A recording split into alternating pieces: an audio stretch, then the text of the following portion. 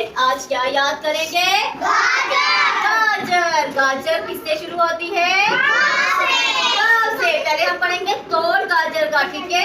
ये किसकी आदि शक्ल है? गाँव की। गाँव के बाद और आगे क्या है? अलिफ की आदि शक्ल।